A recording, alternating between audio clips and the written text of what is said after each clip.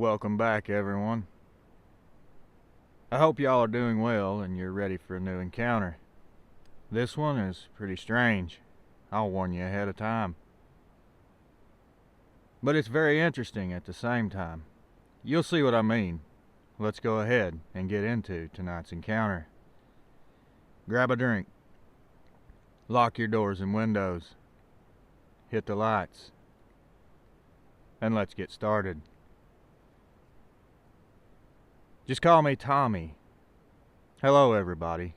My encounter happened about 20 years ago when I was 14. I had a younger brother named Jake, and he was 12 at the time. He will be a big part of the story. Everything started around June 2004. My family wasn't really the kind that took vacations every year. We lived in southeastern Ohio in a pretty small town, so we spent most of our summers at home, working around the house or visiting our relatives. My dad worked really long hours and he was hardly ever at home, and my mom stayed really busy with keeping the house in order and everything going. But for some reason that summer, Dad decided we all needed a break, which he wasn't wrong. I remember we were all sitting at the table having dinner, and he just busted out of nowhere and said I rented a cabin in Tennessee.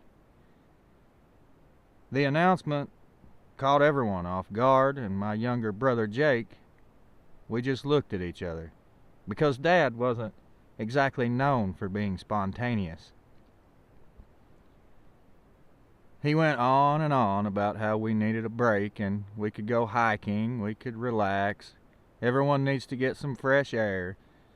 And of course, at the end, he added that me and my brother spent way too much time glued to the TV playing video games. Which, I'll be honest here, he wasn't wrong there either. We lived on Xbox, Doritos, and Code Red Mountain Dew. Jake was moaning and groaning like he didn't want to go, but I could tell deep down he was excited a bit. After all, he was 12, and the idea of exploring the woods sounded like the ultimate adventure to him, I'm sure. But I was 14 and a little harder to impress. But the thought of the mountains and a change of scenery honestly sounded pretty good to me as well. The drive down to Tennessee was long, but it was beautiful.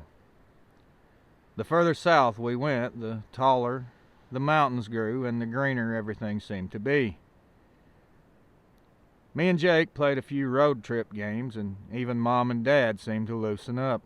They were laughing and joking way more than usual. Everyone seemed to be happy, having a great time. I felt like this was going to be a really good vacation. By the time we got to the Smokies, the excitement in the car had reached its peak. The roads around there were definitely something we were not used to, being from Ohio. It was all steep hills and sharp curves. The trees were thicker and the air was cooler. The cabin Dad had rented, it was about halfway up one of the giant mountains, and just as soon as we turned into the gravel road leading to it, we saw a small office building setting off the side with a tiny gravel parking lot. Me and my brother didn't know why we were pulling in here, so we asked what this place was. I think we were both terrified that it could be our cabin, and I'm not even joking. That's how simple our minds were back then. My mom knew what we were thinking, and she laughed at us and said, "Boys, that's just the check-in office. Here's the confirmation email. We have to check in here before we can go to the cabin." Dad pulled into the small parking lot, and we all rushed to get out of the car, ready to stretch our legs. Inside the office, it was pretty tiny, but it felt cozy, and there was a large desk. There were maps of hiking trails on the walls and a man sitting behind the desk. He literally looked like he belonged in the mountains.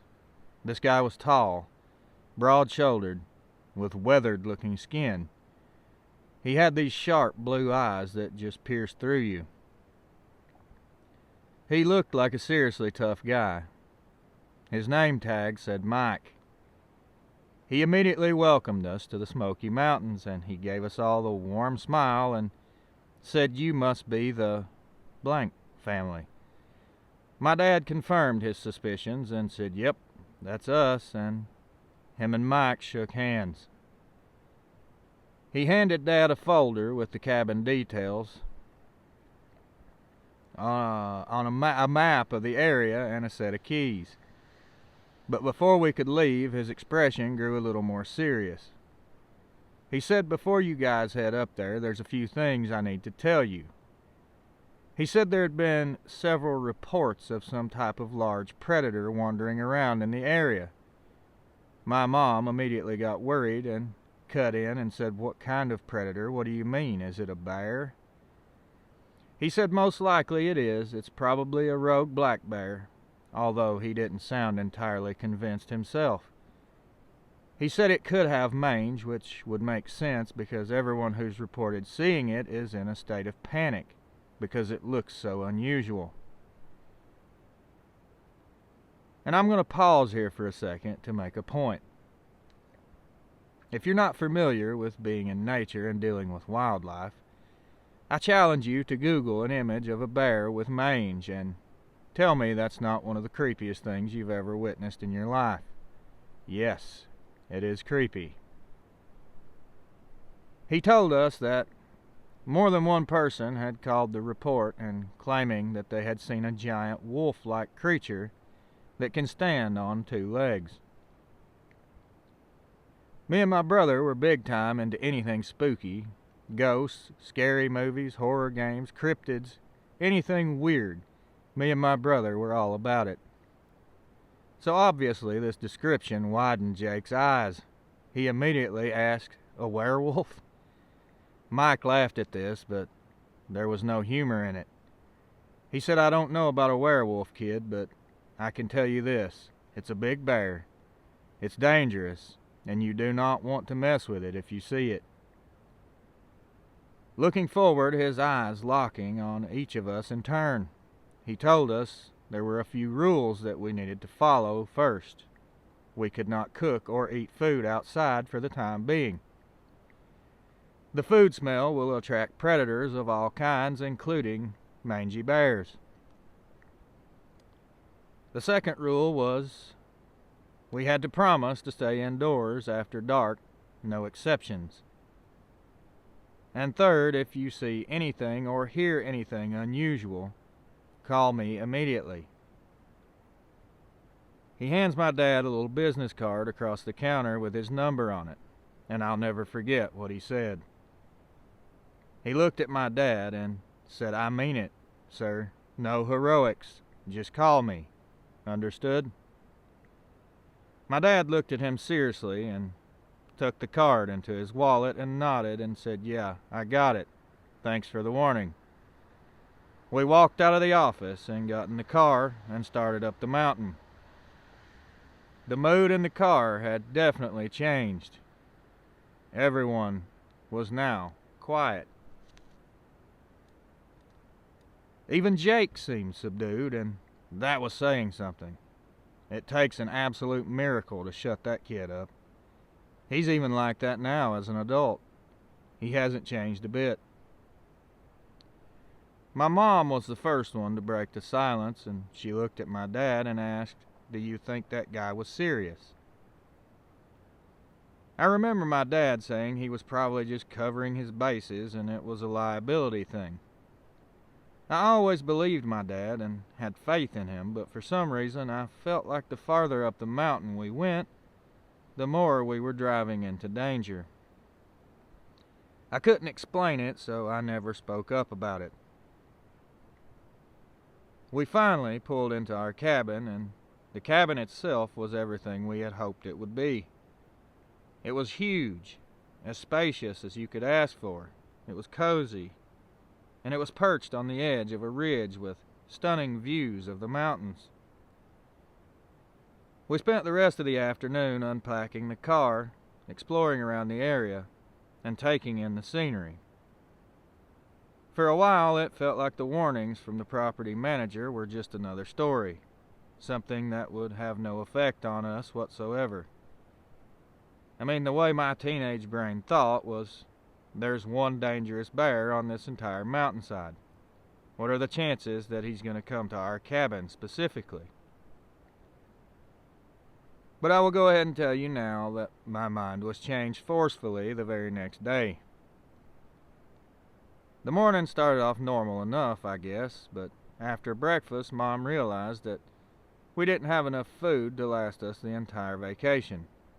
There was a town nearby with a Walmart, so her and Dad decided they would swing by there and pick up some groceries to keep us fed throughout the week. We were pretty tired of being in the car, so we asked to stay behind at the cabin while they went to get the food. My dad said, I'm going to trust you boys to stay here. Enjoy the cabin, but please don't break anything, and don't do anything stupid. As they were heading out the door, my mom turned and said, please be good, and you are not to be outside at all. No questions, do you understand? I think the property manager's warnings had got in her head as much as it did mine. They had been gone for maybe about 30 minutes, and we had successfully checked every nook, cranny, corner of the entire cabin. We were now beginning to get bored. There was a giant double-glass sliding door on the front of the cabin that led out to a giant wraparound deck. Off the front of the deck was a straight rock cliff drop-off. The view was breathtaking. But if you fell off the deck down over the side, that would be equally as breathtaking, I'm sure, because you would not survive it. I was watching something on TV, and Jake was being Jake. He had the sliding glass doors open. He had a wooden stool from the kitchen bar.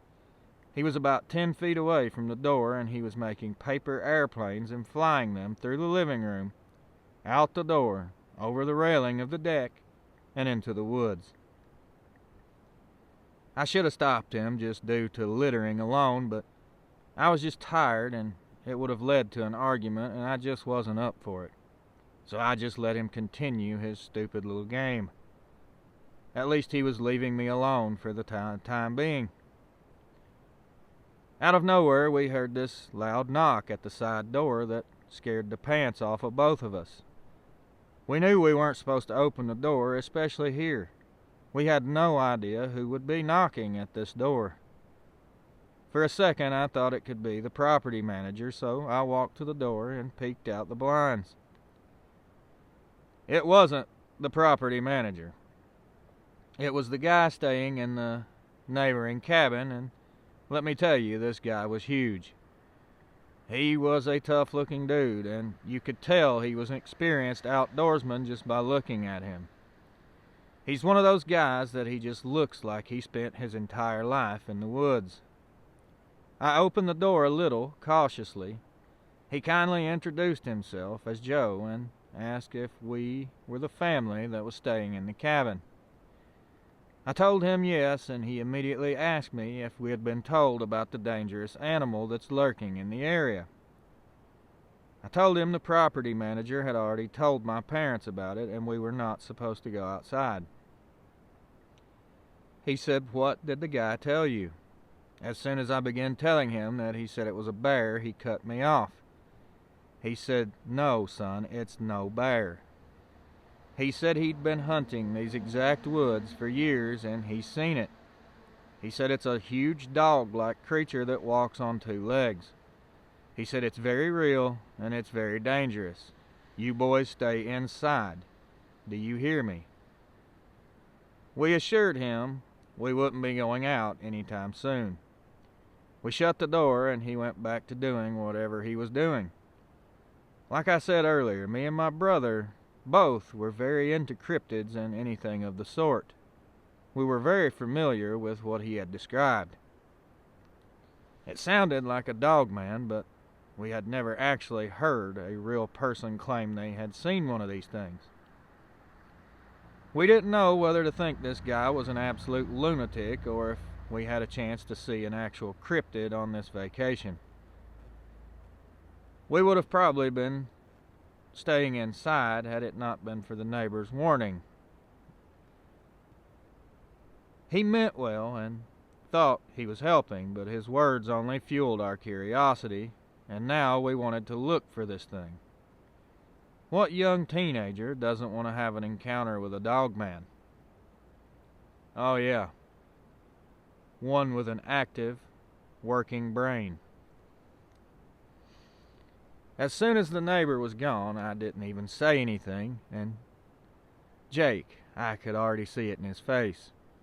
He immediately asked me if I thought there was a dogman. I told him I didn't know, but what if there was? Against all earthly common sense, we decided to go looking for this thing.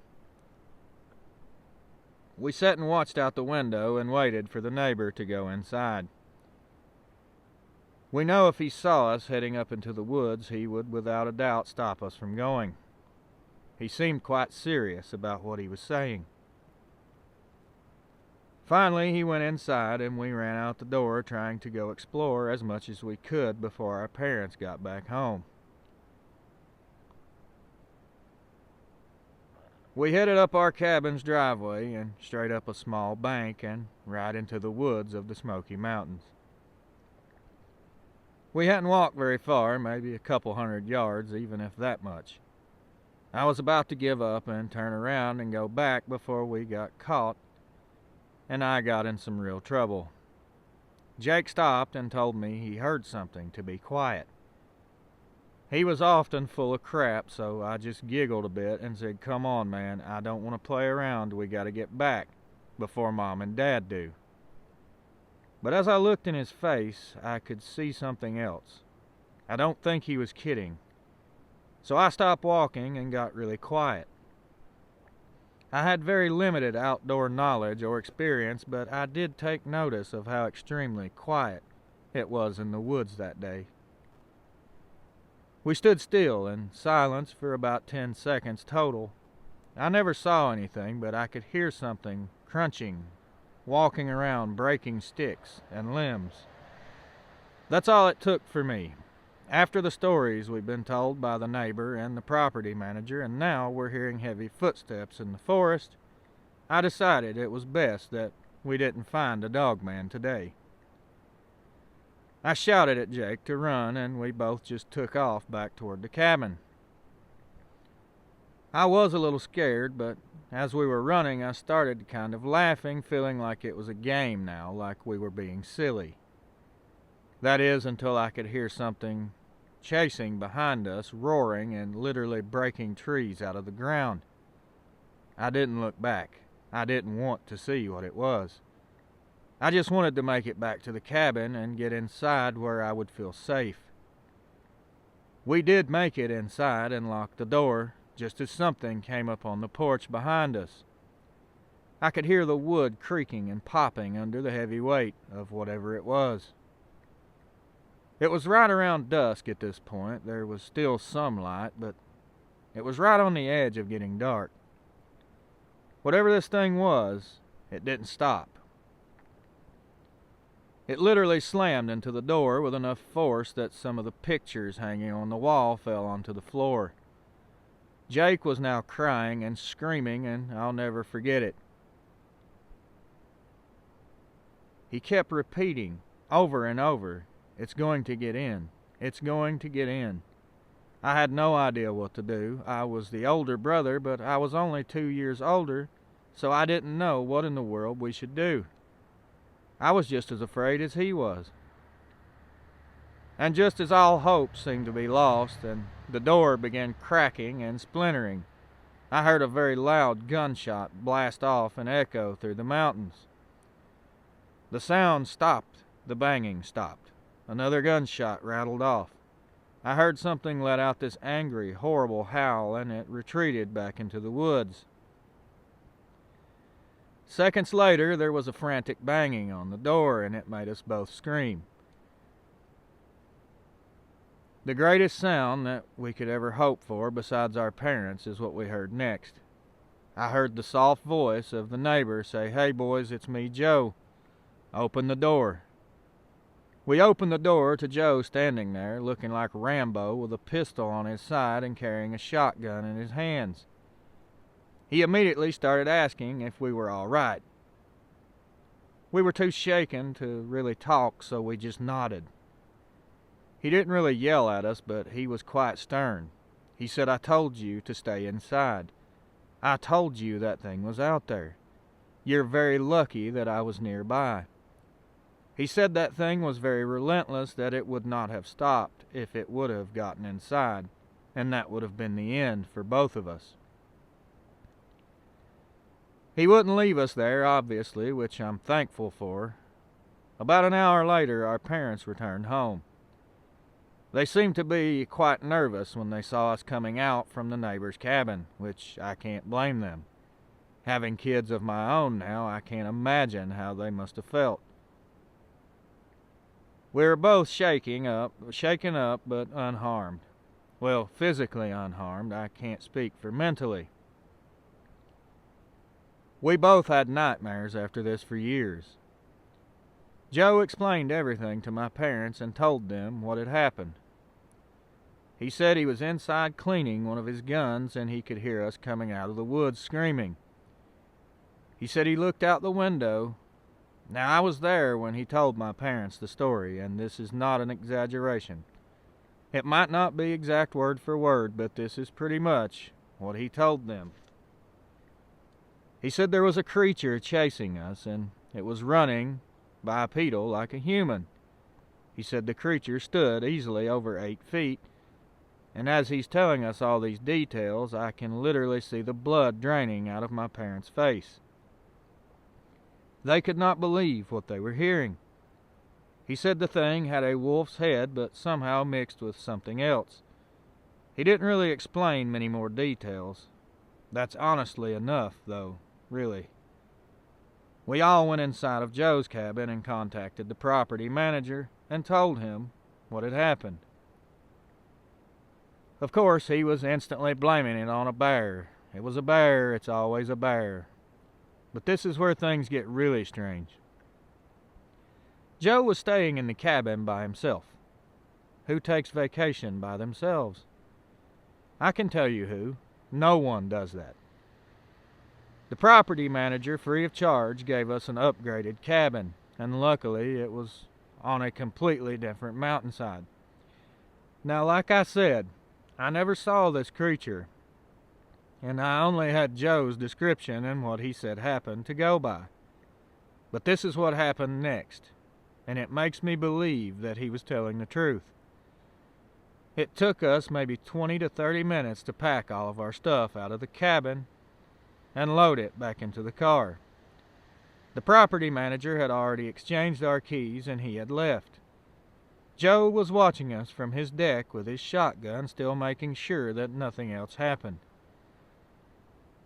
Something that we noticed later that we didn't notice at the time, there was no car at Joe's cabin.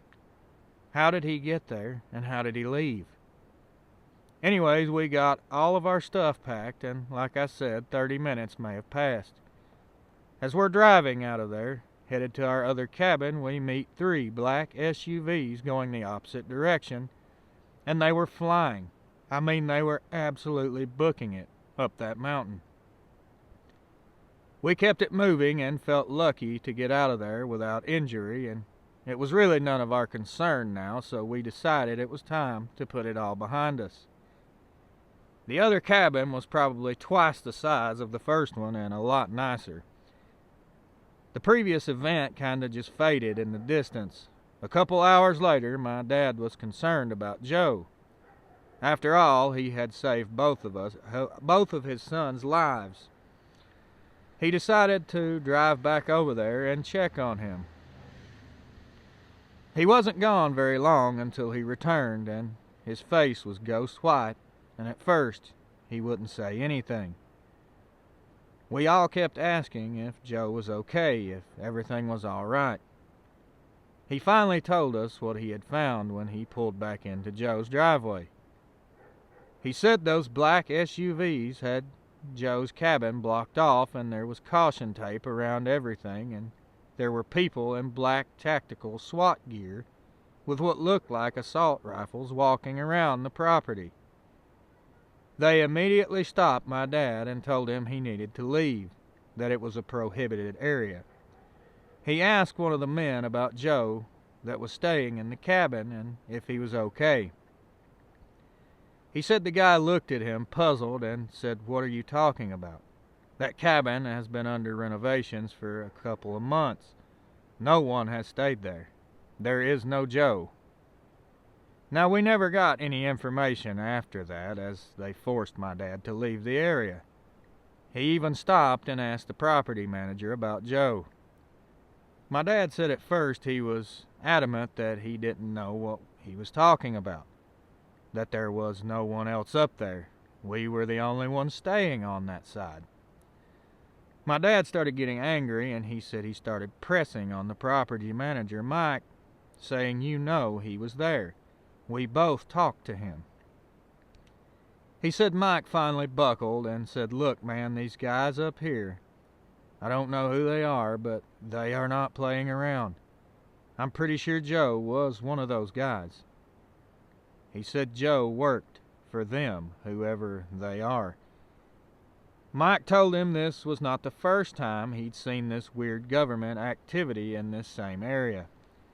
He said to leave it alone, forget it happened, and don't ask any more questions. Just enjoy your vacation and go back home.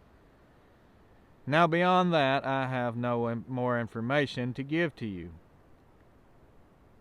I know I can't prove any of this because I never saw the creature itself, but with Joe's description and his mannerisms and whatever that was that tried to break the door down, and now these weird SWAT team looking guys in black SUVs swarming the entire area. Really now, what more evidence would you need to know that this was probably a legitimate encounter? My dad dropped it, my mom never spoke of it, and we just went on with our lives. Me and my brother would occasionally bring it up, but Mom just wouldn't say anything, and Dad would sometimes get angry and just flat out tell us to shut up. Don't talk about it anymore. If there's one thing I learned through all of this, it's this. Do not go looking for strange things in the wilderness. Any weird creature. You do not find them, they find you. Just leave things like this alone. Thank you for your time, and I hope you took something from the story that can help you. Best of luck with your channel, Tommy. Well, there you have it. More of the Sesame Street gang doing what they do best, blaming everything on a bear as usual. I mean, I kinda get it. That's the only animal that could even be close to the size of what a Dogman is, so it's perfect suspect to be framed for the crimes. Thank you, Tommy, for sending this to me, brother. It was a very interesting encounter, and that's putting it mildly. I can't imagine going through this at 14 years old. And especially your brother, Jake, he was 12. That had to leave permanent marks, mentally on both of you, and your parents as well. Again, I appreciate you, brother, and I hope you enjoyed my narration of your story. Well, you giant pack of legends, it is absolutely frigid here in Kentucky tonight, and I can't feel my hands anymore, so that's going to do it for this upload. Please be sure to hit that like button on your way out. Share the video if you would, so we can spread this information to as many as possible. Whether people believe it's real or not, I feel it's our job to try and convince them. Maybe one day it could save their lives. Also, if you're listening and you're not subscribed to the channel, just go ahead and hit the button. It doesn't cost you a dime, and it only takes a couple seconds. Until next time, my friends, watch over your loved ones, keep your head on a swivel, and as always, Good night.